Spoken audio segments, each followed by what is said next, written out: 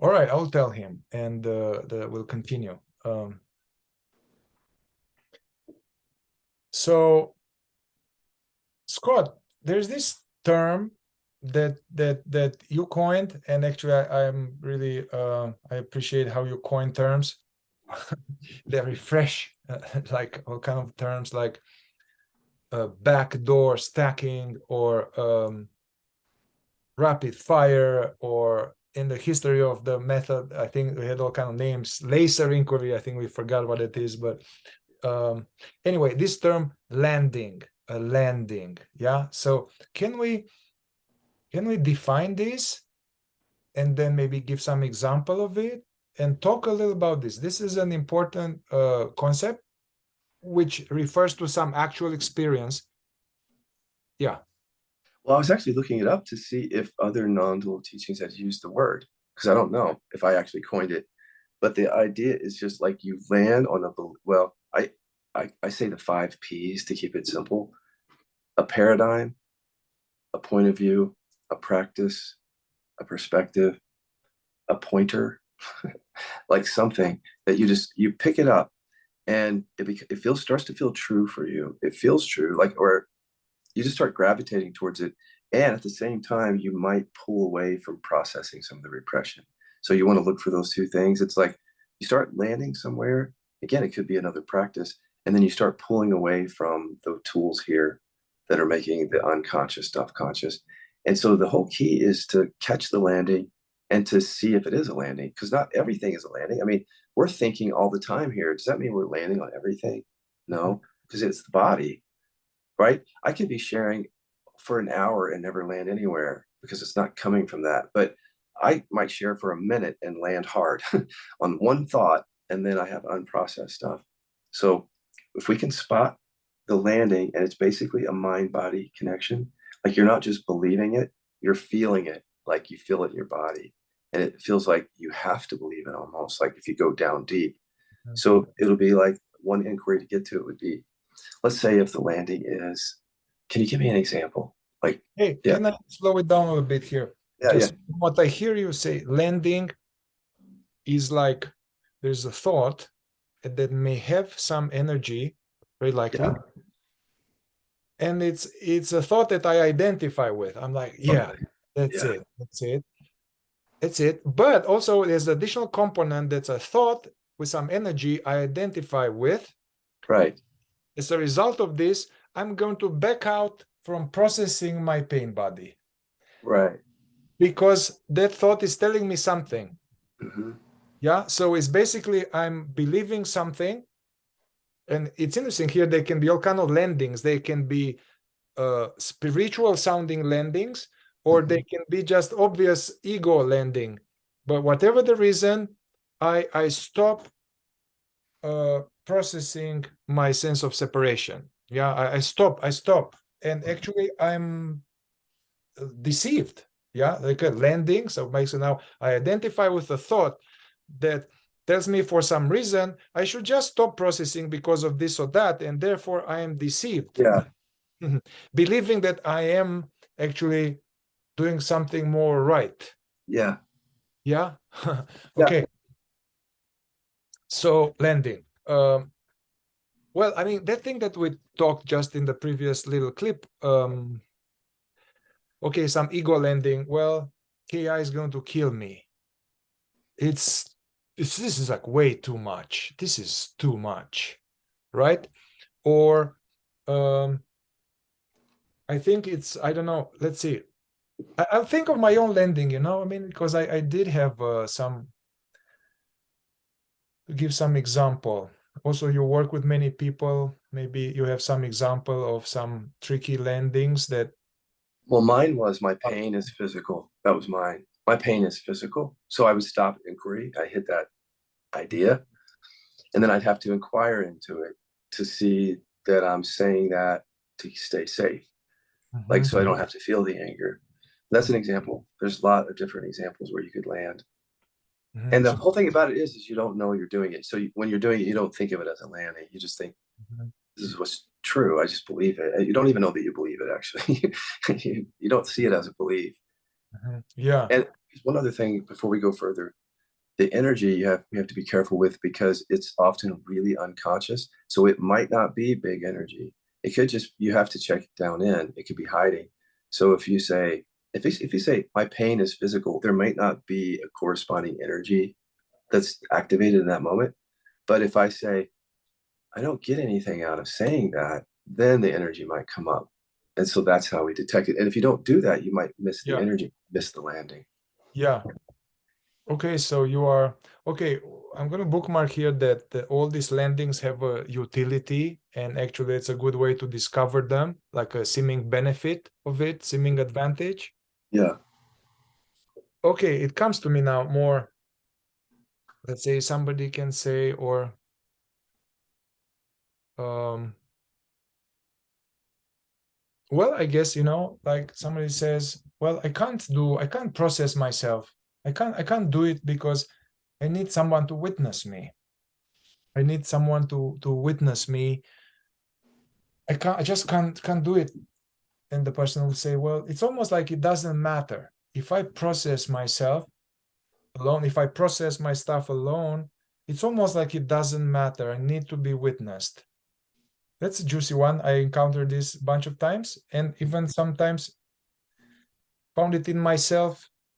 I guess this was also not a landing in myself. It just sometimes when I was doing a lot of sadness, repression, and the sadness was coming and the grief was coming, sometimes it was so intense and so scary, that thing, that I will be like, oh, I don't know about this.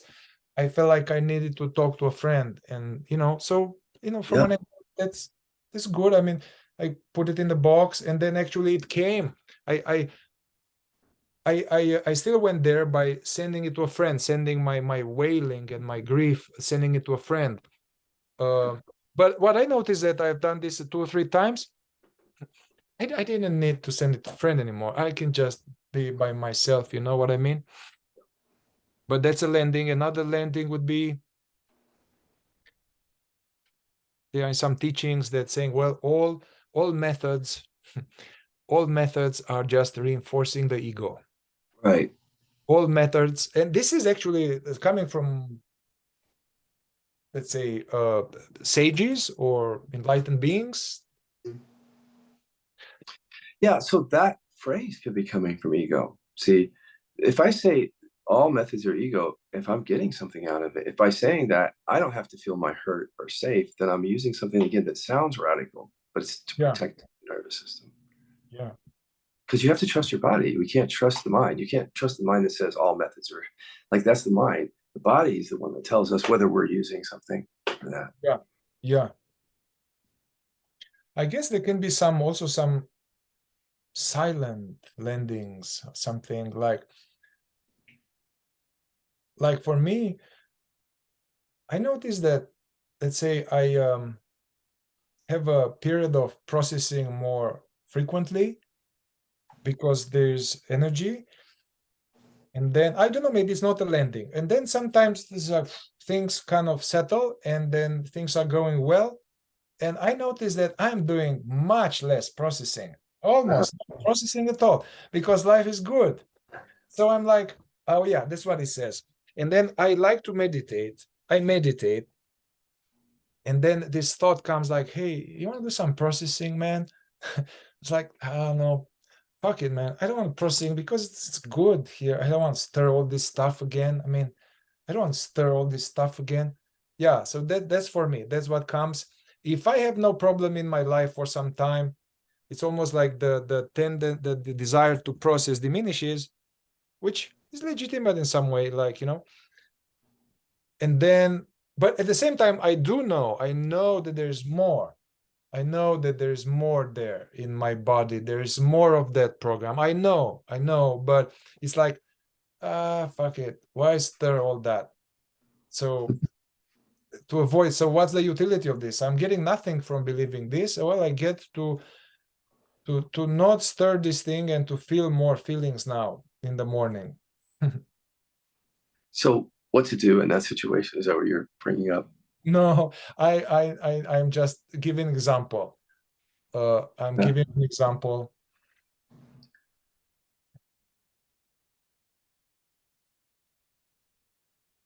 but I did verify for me that it's good to be proactive with these things and not to, as they say in Romania, uh, not to lay my head on the laurel of victory from past processing. Yeah. Yeah. Well, here's another thing though. I don't know if this helps, but yeah, life can get good as you do inquiry better. But then I think can people start looking at a different question, which is, am I really being myself? That's a different question then, because you can feel safe and pretty, everything's okay and nothing's really challenging you, but you're not really opening to others. And so you might not even recognize it because you maybe have been in that state for so long that Yeah. you're kind of comfortable in it, you know? But then if you start doing KI and you start seeing how you're holding yourself back in all these ways, and then the whole thing can, but if you don't go into that, you wouldn't know it. And so then what I did is I didn't go into that. I didn't know it. So then suffering comes and just hits you because you didn't do it. Like things are going pretty well. And then meanwhile, repression is festering into disease in my body. So if I would have done a little inquiry before the disease came up to find out I'm not being authentic, even though things are going pretty well, Yeah. I'm not showing up, then I might have been able to, get at it more. Yeah. So you develop some ways to, if you are comfortable to talk about it, getting more technical, you develop some ways to spot the landing and then to take off again. Yeah. Yeah. Can you share, like, I know you develop a little bit of like a landing inquiry or landing utility inquiry. There's a few inquiries that people can do just to sit and watch what comes up to spot the landings. Because if you know that you have a landing, you can process that through our KI work. The landing means there's something that I don't want to feel. So we go into the repression work and we do it. But the spotting it is a tricky thing because you don't know what's happening. It's so unconscious. So here's one to fish out some landings for people as a reverse inquiry is to say things like, I will definitely heal, or I'm already healed, or I want to heal. I'm already free. I want to be free. And then what can come up are the beliefs that seem to feel true and stand in the way. And the ones that have the most energy on them, you can write them down and then specifically neutralize, process those. But so, for example, I don't know if anything comes up for anybody, but if one thing came up with energy, you could go deep on that. It could be like, I'm already healed. No. Or I can heal. No. For some reason, I don't know. I can't think of a reason right now. But what would come up for me was, no, my pain is physical. I can't heal this way. So, my pain is physical. That had energy on it. Now I've discovered that I can question that and see that that's again. See, but if I don't know it's there, that's so that this inquiry is to spot it. Yeah, I see. So it brings up to the microscope something that needs to be looked at, that there's energy around. So if I do, I'm already free. I'm already free. I'm already healed. Trust the body, right? It says, no, I cannot love fully. I cannot love. So this gives me homework now about this around love. And there's something around love in my belly. And there's anger, and it's like, fuck love. And so that goes the whole right. So my friend. But real quick, that's a really good example of what we're talking about, because if you would have just answered the question from like awareness that was not embodied, you might have said something different, or from your mind, you would have said, it's all love and I am love. And then, of course, it wouldn't translate to your relationships, though. See, even though you say that, it wouldn't translate. So you found it. Now you can do that work so that it translates to the relationships inside out. Yeah. Yeah. I mean, even this thing, I'm already healed. I'm already enlightened. I can be healed. I can be free. Whatever comes there, that's that's your next step right there. Yeah. Right. This is more like, let's say, more for a seasoned and somebody's been doing a lot of work. That's your next assignment. David Hawkins was saying that you get this assignment on your spiritual desk in the morning, you know, so you need to clear the next stack. Mhm. Well, I just think if we believe we're not going to heal or awaken, we won't, because we're doing that to stay safe. Like, Yeah. a lot of power behind that belief. Yeah. Yeah, I mean, you know, I guess it's some lending that is very tricky, and it's important for us as facilitator to spot this and help people at the beginning. They may have this thing like, well, this is not going to work. Chaos not going to work anyway. I tried everything. It's not going to work. So that's important with a new person to make that conscious, because that may sabotage. Yeah, because I just want to remind people like that is like if you went back to childhood, it's just a feeling about ourselves. Like there's something wrong with us. We're not okay. And so that probably would connect right there to anger or hurt or fear. But it wouldn't be obvious because it sounds like it's something else, Yeah. right? Yeah.